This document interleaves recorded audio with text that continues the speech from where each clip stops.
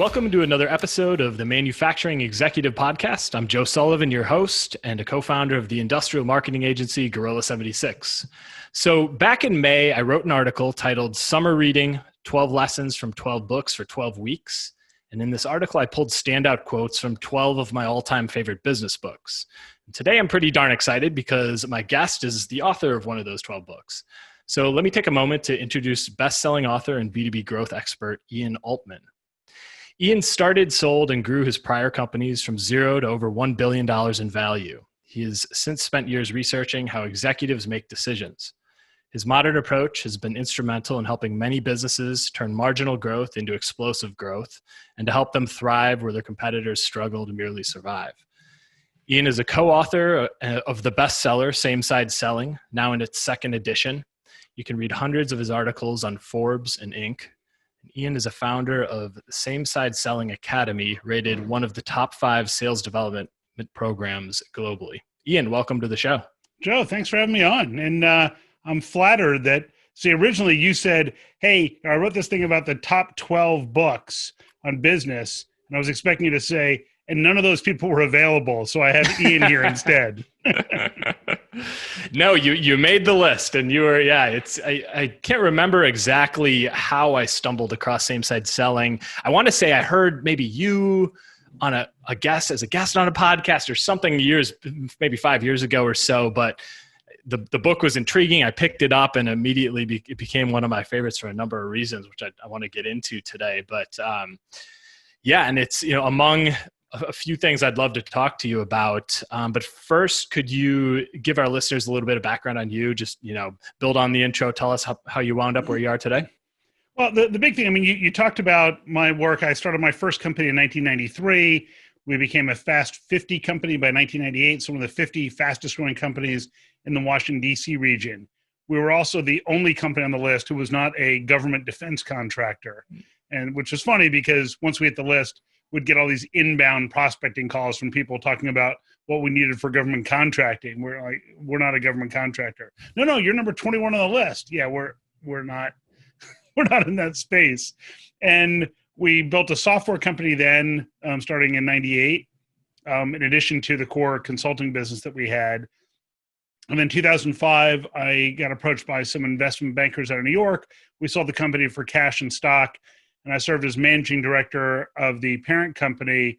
We grew the value of the business from $100 million to actually about $2 billion in a little over 3 years.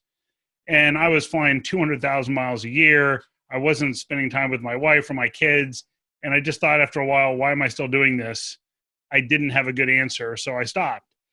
And people said, what are you going to do now? And my first thought was, well, I'll just do the same sort of thing. I'll just build a new company like that again. And one of my friends said, a bunch of us were talking, and anytime our businesses were struggling to grow, you seem more excited about helping us fix something in our business than you were about your own business. Why don't you do that? And I said, do what?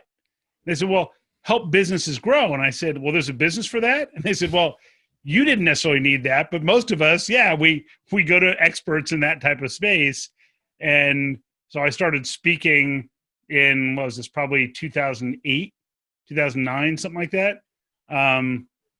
Started speaking at events and been doing it ever since. And so speaking and coaching and guiding people on how they grow their businesses with integrity. It's frustrating for me to see the frustration that people have with sales and marketing because it doesn't have to be that miserable experience. Sure, absolutely. And so what came first, the organization, Same Side Selling, and your training program, or the book? So the book we released the first version, I think it was in 2014 or 2015. And so definitely the speaking and everything came first. In fact, the first book I wrote was called Upside Down Selling. That is a really short book that people can read that gives them the gist of, it's in essence, how do you take non-sales people and teach them some of the core principles of same-side selling before same-side selling existed. And then I met Jack Quarles, who spent 2 decades in purchasing and procurement. And Jack actually attended a workshop I was delivering on sales. It was the Upside Down Selling workshop. And I thought, wow, this is cool. Jack's coming to kind of see what's going on and see if you can learn something. And the reality is that Jack had found that some of the vendors who they were willingly paying much higher fees to than other vendors, the common thread was they would say, oh yeah, I went through this program with this guy, Ian Altman, and Jack wanted to understand what they were being taught. And when he came to the program, he said, well, this is all integrity based. In fact, this makes perfect sense. This isn't dishonest. This is totally honest. And then we got to know each other and said, there are no books written from the perspective of the buyer and the seller. We should do this. And, fortunately it's resonated with quite a few people, and, enough to the point that, we released a second edition about a year ago, and it's been a very successful road. And I just think that the title resonates with people. It's like, oh, that makes sense. Like you can understand conceptually, I get it on the same side, not on opposing sides. Yeah, and I think that's what's so unique about it, having the perspective from procurement or the buyer side and then the sales side, because I see it all the time in my world, in the world of my customers, where you're, it's like it's this battle in the sale of buyer versus seller, and there's this race to the bottom on price and everything. It's one versus the other, and the whole concept of your book, which I think you chose the perfect name for it, is let's work together to figure out if there's a fit. Let's come to a common solution that makes sense for everybody. So I just thought it was so unique in that sense. Thank you. Yeah, it's fascinating that almost every book that I've ever seen on sales either uses a battle metaphor or a game metaphor. Yeah. And if we take the second one first, in a game, there's a winner and a loser. And in a battle, the loser actually dies. And then we wonder why there's this adversarial tension, instead of, we use the model or the metaphor of a puzzle that says, look, if you're putting a puzzle together, you each have to be able to see each other's pieces, or you'll never be able to put the puzzle together. And if you're not trying to put the same puzzle together, then there's just not a good fit. And so it changes the dynamic, where it's less about, how do I convince this person that they need to buy from me? They just don't know it yet. Instead, it changes it to, look, for the right organizations, we're a great fit. We're not a great fit for everybody. So I don't yet know if I can help you, but if you're facing these sorts of problems, I'm happy to learn more to see if I can help. It makes it so that you're instantly on the same side. Yeah, I love that. One of the biggest issues that I see with sales in the manufacturing sector, where the listeners of this show live and our customers at Gorilla, is everybody defaults to talking about themselves. It's, we do this and we sell that, and our people are the best and our competitors are phonies, and it's all about us, right? And what I love about what you call the same side pitch is that you kind of flip the positioning statement or the sales message on its head, and you lead with the customer's issue. I was wondering if you could talk about that a little bit. Sure. Well, for starters, that example that you give of people always talking about themselves and here's what we do and here's the way we approach the world and everyone else is evil, is when companies suffer from what I like to call axis displacement disorder. And that's where the person doing the selling believes that somehow the axis of the earth has shifted and now the world revolves around them. And it doesn't. In fact, if anything, the world revolves around our client. So one of the things in researching how executives make and approve decisions, one of the things that we did is we run people through an exercise. And I've done this exercise with over 10,000 executives around the world, from companies ranging from, relatively small startups under $1 million in revenue to multi-billion-dollar multinationals, virtually everywhere on the planet except for the continent of Africa. And we haven't gone anywhere in the Antarctic. So outside of that, I got you covered. Mm-hmm. And we ask people, well, let's say someone on your team comes to you and wants to spend money on this thing. And call it a Gazettenblatt. It doesn't matter what it's called. And they say, we're going to spend $20,000. It takes 45 days for the vendor to implement it, requires no resources whatsoever on our part, and they give us a 10-year guarantee. The challenge I give people is, what are the 5 questions you would have to have answered to be comfortable making an informed decision to either approve or deny that request? And I let people work in teams to come up with their list of 5, then they narrow it down to their top 3. And they ask the same 3 questions everywhere, no matter the size of the company, no matter where they are geographically. And the 3 questions come down to this. The first one is, what problem does this solve? So think about it. You're going to spend money. Well, in essence, what problems to solve, which is immediately followed by the second question of why do we need it, which is what happens if we don't solve that issue? Meaning, what's the problem? And then what's the consequence of not solving that problem? And then the third question is, what's the likely result or outcome if we make this investment? Well, and by the way, the distant fourth in all this is what are the alternatives? And the reason why it's a distant fourth is that if you answer those first three questions well, the fourth one becomes implied. So the vendor who you're in total sync with about what problem they're trying to solve for you and why you need their help, who happens to also be the same vendor who delivers the best, most likely outcome for you, that's your vendor. That's the one you pick. Mm-hmm. So if we know that that's how people make decisions, what problems it solve, why do we need it, what's the likely outcome or result, then what the heck are we doing by leading with, here's what we do as a company and here's how our widget works? And it's not aligned with how people make decisions. So instead, what do we lead with? Well, our clients come to us when they're facing these types of problems that have these types of consequences. For the right organizations, we deliver this specific type of outcome. And now I need to disarm the notion that I'm just there to sell something. So I say, but the way we approach that isn't the right fit for everybody. I don't yet know whether or not we can help you. But if those are issues you're facing, I'm happy to learn more to see whether or not we might be able to help. And that structure is what we call the same side pitch. It's in chapter 4 of the book. If you Google same side pitch, you can probably find excerpts of this for free. If you don't want to get the book, it doesn't matter. It's just more, if people have the book, they know where to find it in the book. So the idea is that the same side pitch follows this construct of entice, disarm, and discover. So first we entice by sharing problems that we solve with dramatic or extraordinary results.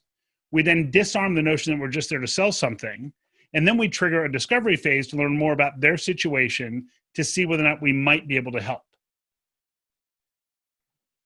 So it's a great model, a great infrastructure for doing it. And I can see, I love the puzzle piece analogy, because if you can just blatantly say, these are the types of companies that we're good at helping, these are the problems that those types of companies typically experience. This is how we can help solve those problems, but not everybody's the right fit for us. All of a sudden you start to weed out companies that aren't the right fit. I imagine it makes you more efficient in your sales process, because now you're spending time with companies that actually could be the right customers, right? Sure. Well, and the idea is that what people what they used to be taught, and by the way, we're going to use G76 as an example. So in a second, I'm going to ask you, well, what are the problems that your clients would face? So you have a second to think about it. All right. But what I want you to think about is that if you're leading with what people have often been taught in the past is, well, you ask an open-ended question like, what keeps you up at night? Mm-hmm. And you might ask somebody what keeps you up at night, and they say, oh, my dog licks himself. All right, well, what do you have for that? Do you have a solution? No. And so then you're fishing going, oh, well, what else? Well, I got concerns about X, Y, and Z. Yeah, we don't do that either. And now you're fishing for an opportunity, as opposed to, if you think about it, my guess is some of your best clients were facing a problem that they weren't even aware of until you helped them realize that it was an issue. Mm-hmm. And so if you say to them, what's your biggest problem? They might not even realize it. It's like one of the questions that we'll ask people is, well, so 0 to 10, how well do your salespeople perform? And no one ever gives a 10. It's usually like a 5. Okay. Mm-hmm. So, how much of that do you attribute to a hiring problem, and how much of it do you attribute to a skills problem? And they go, oh, it's probably like 80% skills. Okay. So what are you doing to invest in those skills? And it's like, the head explodes and goes, oh, right. But if you asked them, hey, what's your biggest challenge? They would never say it's the selling skill side, but oftentimes it is. So going back to the same side pitch, if you're okay with it. Yeah. So we'll use your business as an example. Fire away. It's like a twofer. So what's the biggest challenge that you solve for your clients? So I would say the biggest challenge is that they're not getting in front of enough of the right people from the right companies. And why is that a problem? because if they're not doing that, then they're relying on their existing customer base or referrals, and are often stuck serving customers who are not profitable, and they wind up Okay. kind of on this hamster wheel. Yep. Okay. So your same side pitch might be, well, manufacturers come to us when their message of the amazing products and services they have aren't getting in front of the right clients. And that means that either their inferior competitors are winning that business, or at a minimum, the company is forced to just keep trying to harvest the existing clients who you eventually run out of additional things you can sell your existing clients.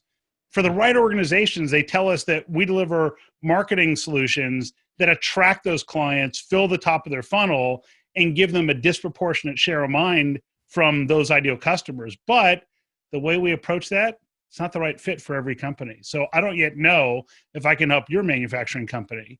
But if that's something you're facing, I'm happy to learn more to see if we might be able to help. And so that's what it sounds like, is first understanding what are those problems that we solve, and then what the consequence is. Now, I just kind of winged it, so it may not be perfect, but it might not suck.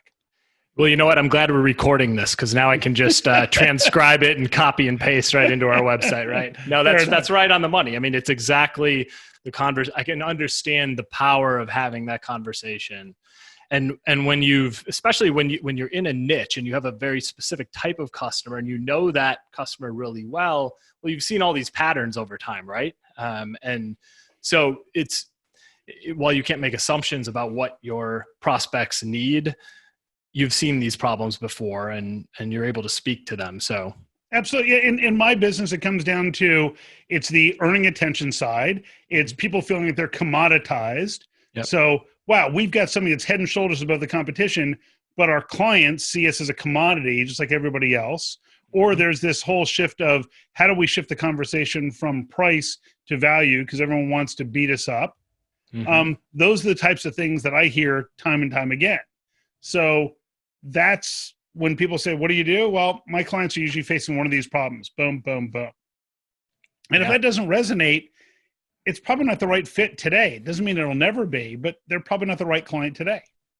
There's a line from your book that I've quoted. I've had a picture of your book up there. I've had the quote highlighted in a number of times I've been in front of our own clients, and hopefully it's sold you some books along the way without you realizing it. But the line that I really love, because it just speaks so well to a lot of things that we preach at Gorilla and try to teach our clients, is this. It says, you said, the goal of being an educator is not to convince, but to include a prospect in your perspective or knowledge base, so that you build a common mutual understanding.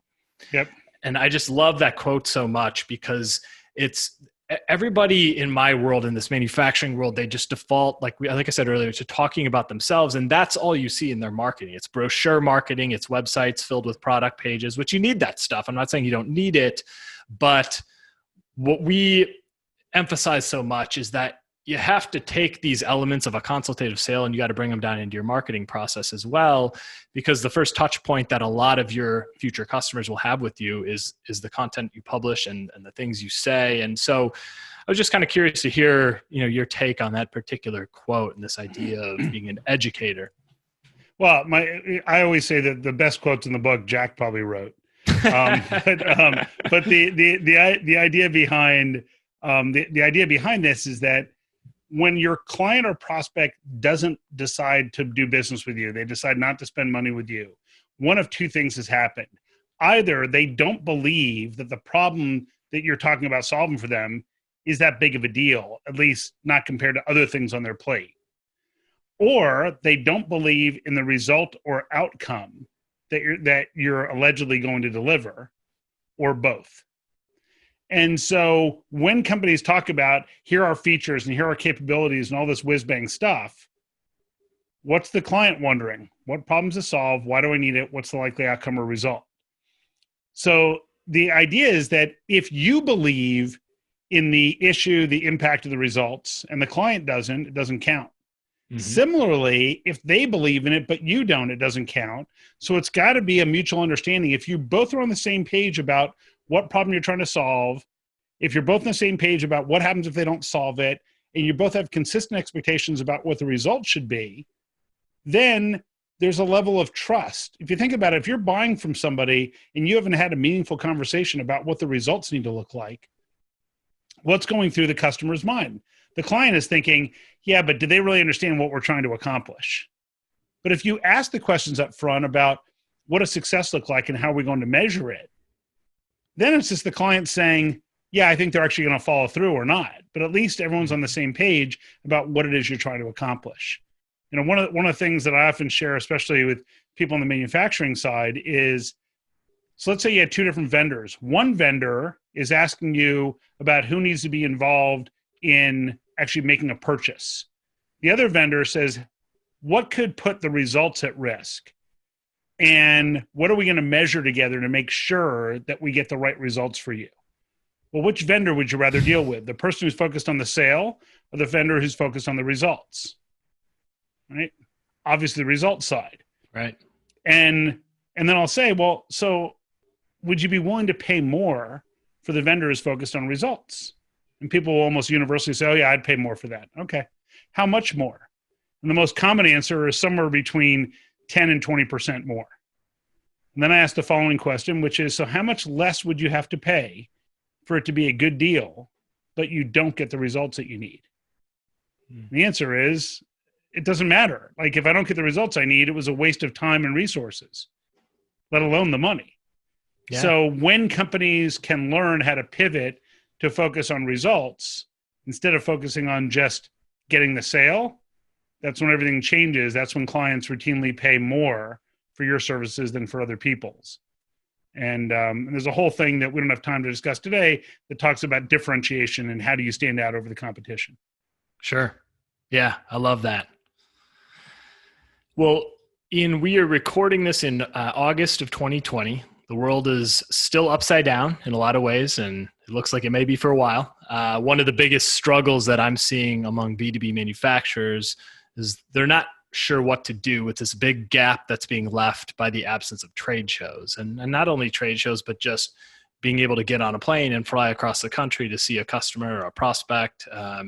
So many of these companies are reliant on that in-person interaction. And so I'm curious from your perspective, what you're seeing with the companies you consult and what you think these organizations can be doing in the meantime to fill that void. It's interesting. In the Same Side Selling Academy, we do a monthly Coaches Corner call, and one of the most prevalent topics of late has been, so what do we do when we can't have in-person meetings, when we can't rely on networking, when we used to get 80% of our leads through these trade shows that now don't exist? Mm-hmm. What do we do? And so what we need to do is immediately pivot to think like our customers. Now, the smart companies already were thinking like their customers, but there's still time to catch up, which is, okay, what are the questions that our clients would ask? My friend Marcus Sheridan, in his book, They Ask You Answer. Marcus talks, you're in the marketing world, you undoubtedly know Marcus as well. I love They Ask You Answer. Love it. And so the whole idea is that how do you create content that is meaningful for your client or prospect? And it comes down to, Marcus talks about his big 5 of content marketing, 5 key topics that move the needle. And one of them is talk about price. One of them is talk about best of and comparisons, rankings and reviews, I think it is. Mm-hmm. And so the idea is to make it so that you're speaking to the problems you solve, not your features and capabilities. So if, for example, you did a case study that talked about how you solved this problem for another organization, it used to be when people did case studies, they would write a little bit about what the client was doing. Then they would write, 300 or 400 pages about themselves and how smart they are as a manufacturer. And then in the end, it would say, and contact us for more information. Mm-hmm. And instead, what I suggest is you condense things and you say, so here's a manufacturing company that, or, whether it's a manufacturer, or whether it's a, whoever their end client is. Mm-hmm. Here's this organization, they were having this problem, and here's why that problem was so important. Notice, what am I starting with? What problem were they trying to solve, and why did they need to do it? Then I give you an entire sentence, not a compound sentence, but a sentence that says they came to us for help. And then you talk about the result and outcome they ended up with. which barely mentions your product or service. Mm-hmm. So it says, well, they came to us and they used the Gezeitenblatt A2020. Today, they're able to do this now. They've captured more market share. They've shortened their time to market. They've reduced errors. They've improved efficiency. Their dogs and cats now peacefully get along together, whatever it is. And that's all great. So somebody reads that and they say, wow, that's really great. It could be a video, it could be text, doesn't matter. After they've consumed that content, if they're only going to look at that if they're having that same problem. Mm-hmm. So now we're already narrowing down our filter to the right people. And then what happens is they say, wow, yeah, I didn't think about the consequence of that. Yeah, I bet you we have the same consequence. And wow, I'd sure like to have that same outcome. Only the vendor didn't describe the exact solution. Mm-hmm. So if you're that customer, what do? You either pick up the phone or you email the company and say, how did you solve that? And then it's about training the rep who answers that call to not say, oh, here's how we solved it, but instead say, what was it about that case study that piqued your interest? Mm-hmm. And immediately talk about what's important to them as a customer, not talking about your stuff. Perfect. Love it. So case studies, but focused on the problem and the outcome. So case, it's basically, it's just taking all of your marketing mindset and shifting it to a focus on what problems do we solve? What's the information that people are wondering about? And guess what? If there's a certain problem, you might say, here are 3 ways to solve this problem. Mm-hmm. And guess what? You might start by saying, look, oftentimes people come to us to solve this problem. And that's something that we do. Mm-hmm. But in the event that you can't afford to do it the way that we do it, here are 2 or 3 alternatives that could work for you. Mm-hmm. And because the person who's going to go through all the headaches to do it the hard way, they're going to do that anyhow. Sure. Right? But other people are going to look and say, well, those 3 ways look like a lot of work. We're not doing that. Let's just call these guys. Mm-hmm. And then you're narrowing your field. So if you just put out a whole bunch of marketing hype that says, here's how cool we are, no one's going to care. Right.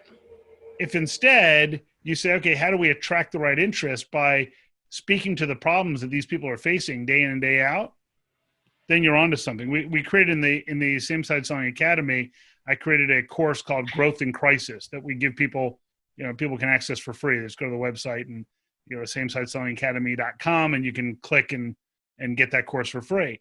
Yeah. One of the first things I talk about is that in this type of crisis environment, your goal first and foremost is to be helpful.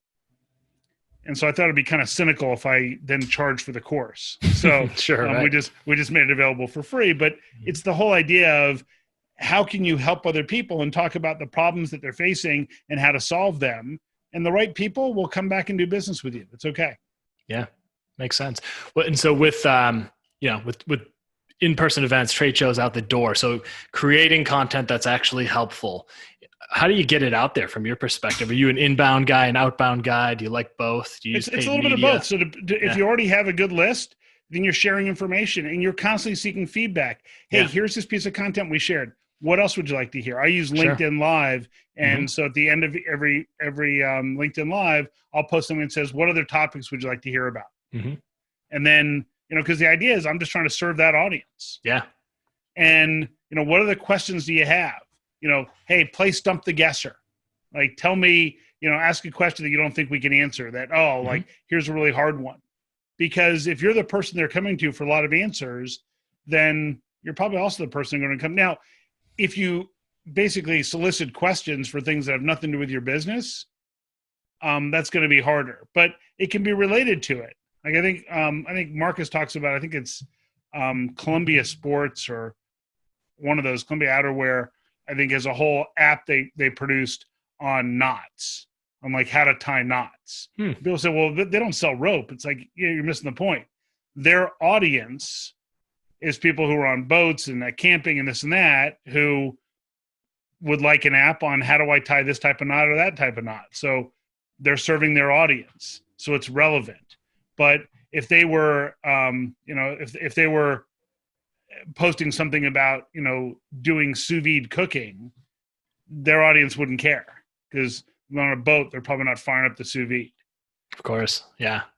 It's all about understanding the customer and being a resource to them. Sure. Love it. Well, Ian, this has been a fantastic conversation. It's been an honor having the opportunity to talk to the co-author of one of my absolute favorite business books. Can you tell us the best place for listeners to find you online, where you'd send them, and where they could pick up a copy of Same Side Selling? Absolutely. So you can pick up the Same Side Selling just about anywhere books are sold. Amazon tends to be one of the most popular places now, but you can also get it at the indie bookstores as well. So if you go to ianaltman.com, you'll get me, or Same Side Selling Academy gets everything on the Academy side.